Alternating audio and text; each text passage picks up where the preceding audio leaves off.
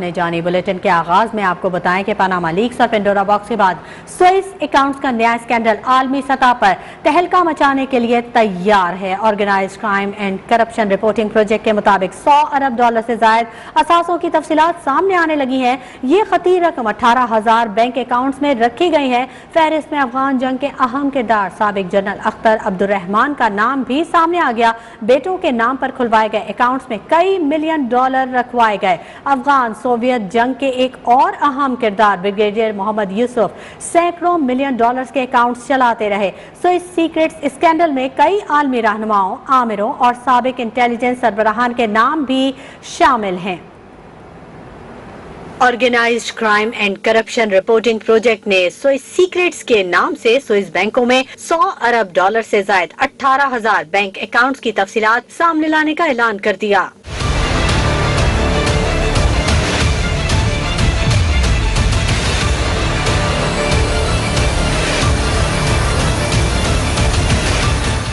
OCCRP کے مطابق 47 media اداروں کی جانب سے کی گئی سب سے بڑی تحقیقات میں سیاستدانوں، جرائم پیشہ افراد، خفیہ اداروں کے عہدیداران اور جاسوسوں کے مالی رازوں کو بے نقاب کیا گیا ہے۔ اکاؤنٹس میں موجود رقوم کی مالیت پاکستانی روپے میں 17,600 ارب روپے ہے۔ افغان جنگ کے اہم ترین کردار سابق پاکستانی جنرل اختر عبدالرحمان اور ان کے نائب بریگیڈیئر یوسف کا نام بھی سامنے آ گیا۔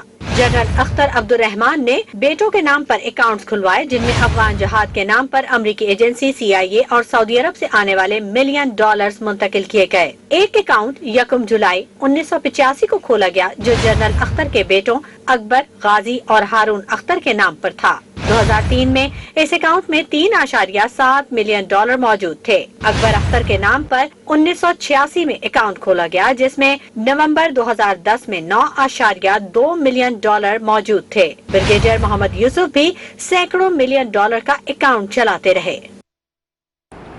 سوئس اکاؤنٹس اسکینڈل میں کئی عالمی رہنماؤں اور آمروں کے نام بھی شامل۔ OCCRP کے انکشافات کا سلسلہ تاحال جاری ہے۔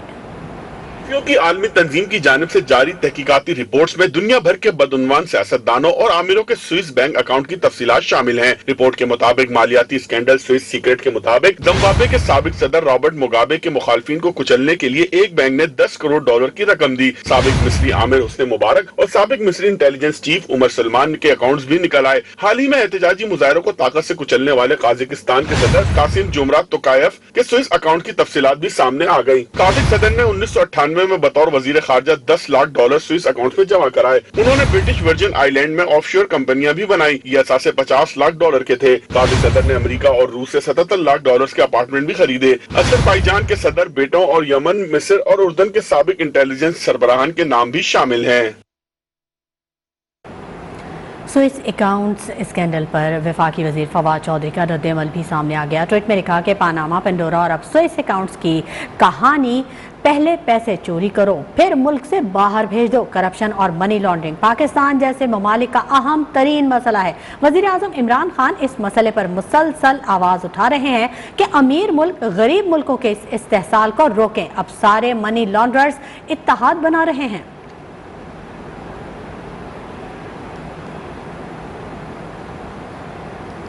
اسلام آباد ہائی کورٹ نے محسن بیگ کیس میں اٹارنی جنرل آف پاکستان کو طلب کر لیا ہے، جبکہ director cyber crime FIA Babar بخت قریشی کو توہین عدالت کا شو کاز نوٹس جاری کر دیا گیا ہے۔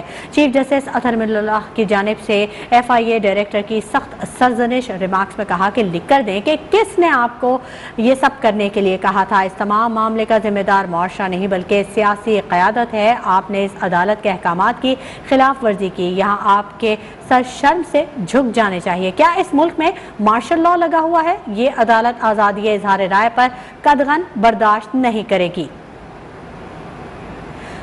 عمر بنی ہمارے نمائندے ہمارے ساتھ موجود ہیں، ان سے مزید تفصیلات جانیں گے۔ عمر بنی، اپڈیٹ کیجیے گا۔ جی بالکل، اسلام آباد ہائی کورٹ کے چیف جسٹس اطہر من اللہ نے محسن بیگ کے خلاف FIA کا مقدمہ درج کرنے اور اس کے علاوہ انسداد دہشت گردی کی دفعات کے تحت مقدمہ درج کرنے کے حوالے سے سماعت کی۔ دوران سماعت FIA کے ڈائریکٹر سائبر کرائم ونگ عدالت میں پیش ہوئے۔ عدالت کی جانب سے سخت برہمی کا جو ہے وہ اظہار کیا گیا FIA ڈائریکٹر پر، اور کہا گیا کہ اس ملک میں لا قانونیت ہے۔ FIA بھی جو ہے اس کی طرف سے جو SOPs FIA نے خود عدالت میں جمع کروائے تھے ان کی بھی خلاف ورزی کی گئی ہے۔ عدالت نے استفسار کیا کہ کیا گرفتاری بنتی تھی جس پر جو ڈائریکٹر سائبر کرائم ونگ تھے وہ کوئی خاطر خواہ جواب نہیں دے سکے۔ ان کی جانب سے جو ہے وہ قانون کی شکیں پڑھنا شروع کی، جس پر چیف جسٹس اطہر من اللہ نے کہا کہ آپ جو قانون پڑھ رہے ہیں وہ قانون اس مقدمے میں لگتا ہے، آپ مجھے بتائیں، کیونکہ جتنا آپ قانون پڑھتے جائیں گے اتنا ہی آپ اپنے آپ کو ٹھیک ہے، بہت شکریہ عمر بنی تفصیلات سے آگاہ کرنے کے لیے۔ اور آپ کو اپڈیٹ کریں کہ نیوز ون نشریات کی جبری بندش 11ویں روز میں داخل ہو چکی ہے۔ نیوز ون کی بندش کے خلاف سیاسی، سماجی اور شہری حلقوں کی جانب سے آواز بلند کی جا رہی ہے۔ صحافیوں نے بھی احتجاج کیا ہے مگر حکام کے کانوں پر جوں تک نہیں رینگ رہی۔ صحافتی تنظیموں نے خبردار کیا ہے کہ اگر نیوز ون کی نشریات فوری بحال نہ کی گئی تو اگلے لاہے عمل کا اعلان کریں گے۔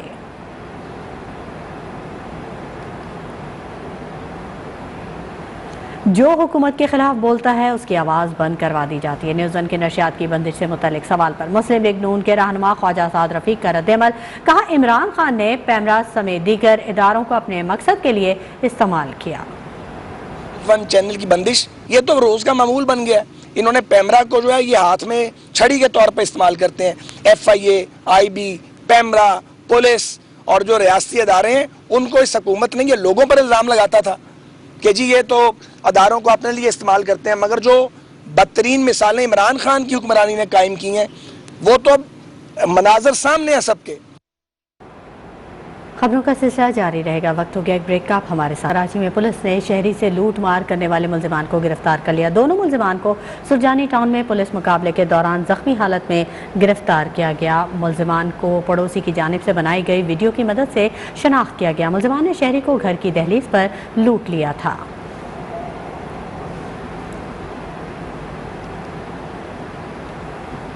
کراچی میں ڈاکوؤں کے خلاف پولیس نے ایکشن تیز کر دیا۔ سرجانی ٹاؤن اور نیو کراچی میں 2 پولیس مقابلوں کے دوران 4 ڈاکوؤں کو گرفتار کر لیا گیا۔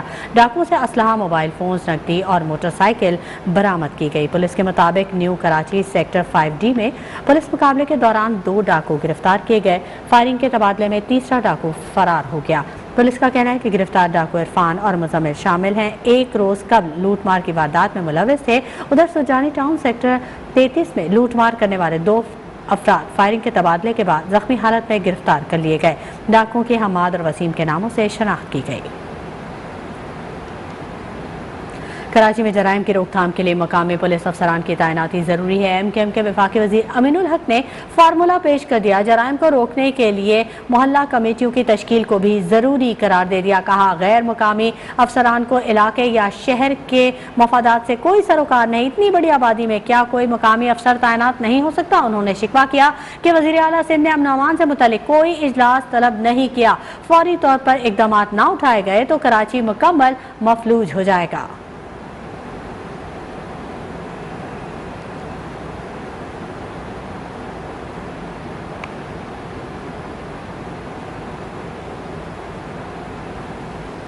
کراچی میں جرائم پیشہ عناصر بے قابو ہو گئے۔ روز بروز بڑھتی وارداتوں سے شہری اذیت میں مبتلا ہیں۔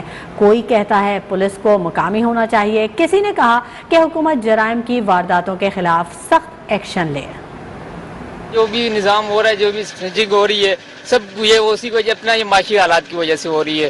ایک تو مہنگائی زیادہ ہو گئی ہے، مہنگائی کم ہو جائے گی آٹومیٹک حالات بہتر ہو جائیں گی۔ جو سنیچنگ کر کے جا رہے ہیں لوگ پریشان ہیں، وہ لوگ بیچارے رو دھو کے اپنے گھروں میں چلے جاتے ہیں، بعد میں پولیس آ رہی ہوتی ہے۔ کسی بھی ٹائم باہر جاؤ وہ سنیچنگ کا ہی ہے، اور زیادہ تر صبح کے ٹائم، کیونکہ ہم جب صبح یونیورسٹی کے لیے نکلتے ہیں تو۔ اور اب آپ کو براہ راست لیے چلیں گے امی جماعت اسلامی کراچی حافظ نعیم الرحمان پریس کانفرنس کر رہے ہیں۔ دوسری بات یہ کہ ہم کوئی تصادم کا راستہ نہیں اختیار کرنا چاہتے کہ ہم اداروں سے لڑیں، پولیس سے لڑیں، رینجر سے لڑیں۔ کیوں بھائی؟ یہ کام حکومت کا ہے کہ وہ اپنے نظام کو درست کرے، ہم احتجاج کر سکتے ہیں۔ ہم نہیں کوئی اس طرح کا اقدام کرنا چاہتے کہ پولیس اور ہم آمنے سامنے آ کر کھڑے ہیں۔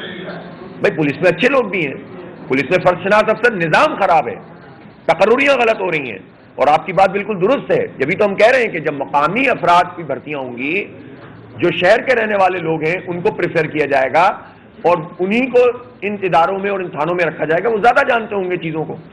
ایک تو معلومات نہیں ہوتی، جب معلومات نہیں ہوتی تو وہ پھر SHO کی ایک بڑی ڈیوٹی پیسہ پہنچانا بھی تو ہوتا ہے نا اوپر۔ یعنی اگر کوئی بہت ایماندار آدمی ہے اس کی بھی مجبوری ہے کہ اس کی نوکری نہیں چلے گی جب تک وہ اوپر پیسے نہیں پہنچائے گا. بائی اینڈ لارج یہی ہوتا ہے, الا ماشاءاللہ کوئی اچھا افسر اوپر آ جائے تو الگ بات ہے. تو یہ پورا نظام ہی گلا سڑا ہے. عدالتوں میں ریلیف نہیں ملتا. ہم نے اسی لیے جو ہمارا معاہدہ ہوا ہے بلدیاتی, یہ جو ہم نے 28-29 دن کا دھرنا دیا, اس میں پبلک سیفٹی کمیشن کی بحالی کا مطالبہ کیا.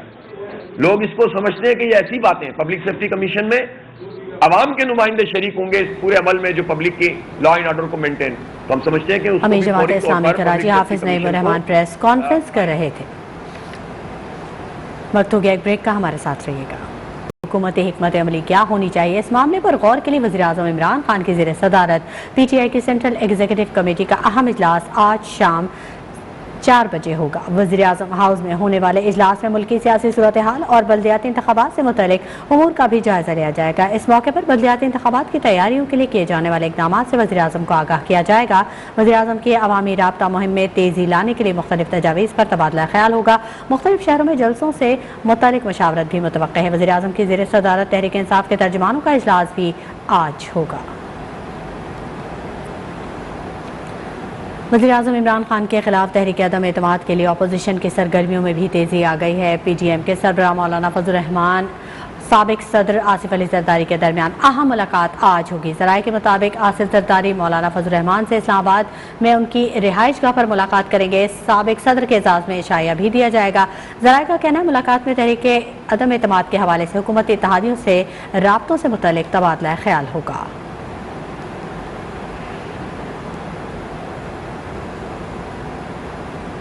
سندھ کابینہ کا کراچی کے حوالے سے اہم فیصلہ, کے ایم سی میئر کو واٹر اینڈ سیوریج بورڈ کا چیئرمین بنانے کی منظوری دے دی, جبکہ صوبے کے تمام ضلعی ہیڈ کوارٹرز اور تعلقہ ہیڈ کوارٹرز کو ٹاؤن کمیٹیز بنانے کی ہدایت کی گئی ہے. سندھ کے ہر ضلع میں یونیورسٹی کا کیمپس قائم کرنے کا بھی فیصلہ کیا گیا ہے. صوبائی کابینہ نے کراچی میٹروپولیٹن یونیورسٹی کے قیام کی بھی منظوری دی ہے.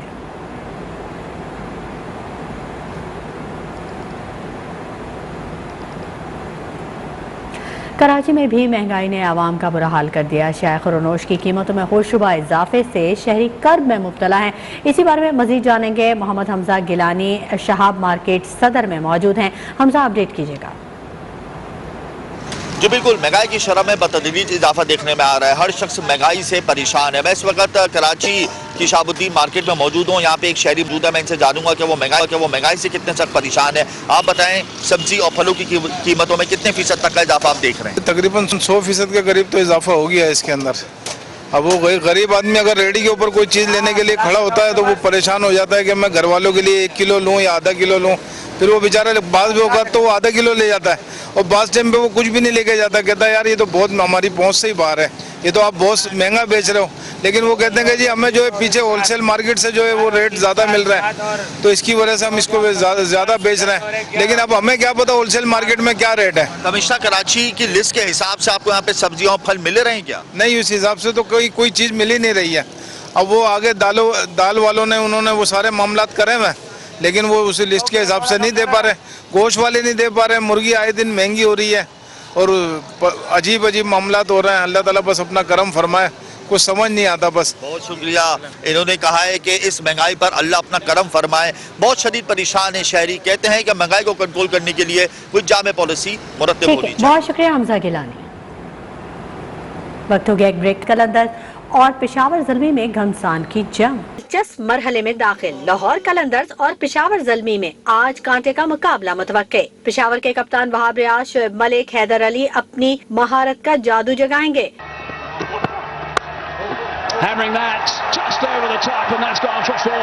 ادھر شاہین آفریدی اور فخر زمان بڑھائیں گے لاہور قلندرز کی شان. گزشتہ مقابلے میں ملتان سلطانز نے اسلام آباد یونائیٹڈ کو بآسانی ہرا دیا. 106 رنز کا ہدف 6 وکٹوں پر ہنستے کھیلتے پورا کیا. محمد رضوان 51 رنز بنا کر ناقابل شکست رہے.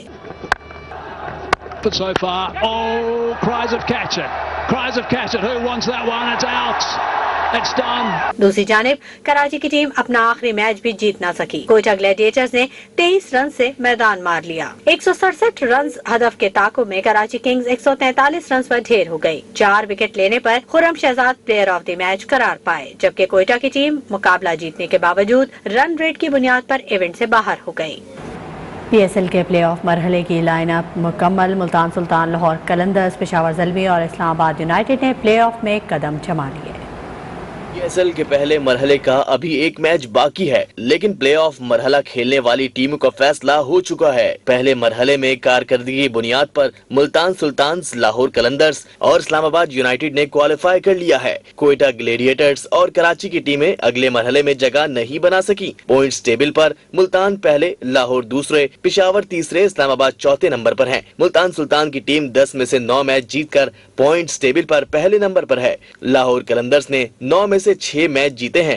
قلندرز اگر ایک میچ جیت کر دوسری پوزیشن برقرار رکھتی ہے تو 23 فروری کو پہلے کوالیفائر میں ملتان سلطان کے ساتھ مد مقابل آئے گی. فاتح ٹیم سیدھا فائنل میں جگہ بنائے گی. ہارنے والی ٹیم کے پاس ایک اور موقع ہوگا. ایلیمنیٹر 1 24 فروری کو پشاور زلمی اور اسلام آباد یونائیٹڈ کے درمیان ہونے کا امکان ہے. فاتح ٹیم فائنل تک رسائی کے لیے 25 فروری کو کوالیفائر ہارنے والی ٹیم کے مد مقابل ہوگی. پی ایس ایل کا فائنل 27 فروری کو قذافی اسٹیڈیم میں کھیلا جائے گا. آسٹریلیا کا دورہ پاکستان. قومی اسکواڈ کی بھرپور تیاریاں جاری. کراچی میں قائم کیمپ کے 5ویں روز فزیکل ٹریننگ اور نیٹ سیشن کیے جا رہے ہیں. ہمارے نمائندے بدر زماں وہاں پر موجود ہیں، ان سے جانیں گے. بدر زماں بتائیے گا. جی، پاکستان اور آسٹریلیا کے درمیان جو ہے وہ ٹیسٹ سیریز 4 مارچ سے شروع ہوگی، جس کے لیے پاکستانی ٹیسٹ اسکواڈ کا جو کیمپ ہے وہ کراچی میں جاری ہے. ایک دن کے آرام کے بعد آج کھلاڑی جو ہے وہ میچ سینیریو پریکٹس کر رہے ہیں اور آپس میں میچ کھیلا جا رہا ہے 90 اوور کا، تاکہ کھلاڑیوں کی جو ہے وہ بیٹنگ، بالنگ اور اس کے علاوہ فیلڈنگ اور ان کی جو فٹنس ہے اس کو صحیح طریقے سے جانچا جا سکے. ہیڈ کوچ ثقلین مشتاق کی زیر نگرانی یہ کیمپ کراچی میں جاری ہے، جو 23 فروری تک جاری رہے گا، جس میں بیٹنگ کوچ جو ہے محمد یوسف بھی جو ہے بیٹر کو جو ہے وہ جو بیٹنگ کی گول بتا رہے ہیں. اور خاص طور پر میں آپ کو یہ بتاتا چلوں کہ جو آسٹریلیا کے خلاف ٹیسٹ سیریز ہے اس کے لیے پاکستان کرکٹ بورڈ جو ہے وہ طالبات کو اسٹیڈیم میں لانے کے لیے جو ہے وہ غور و فکر کر رہا ہے. اور خاص طور پر اسٹینڈ میں کالج، یونیورسٹی اور اسکول کے طالبات کو لائے جانے کا پروگرام بنایا جا رہا ہے. اس کے علاوہ جو ٹکٹ ہیں ان کی جو قیمت ہے وہ بہت کم کرنے کی تیاری کی جا رہی ہے کہ کم سے کم ٹکٹ 200 روپے کا ہو اور وی آئی پی ٹکٹ جو ہے وہ 700 روپے کا ہو، تاکہ شائقین کرکٹ بڑی ٹیم کے خلاف بڑی سیریز کے میچز جو ہے وہ نیشنل اسٹیڈیم میں آ کے دیکھیں. ٹھیک ہے، بہت شکریہ بدر زماں.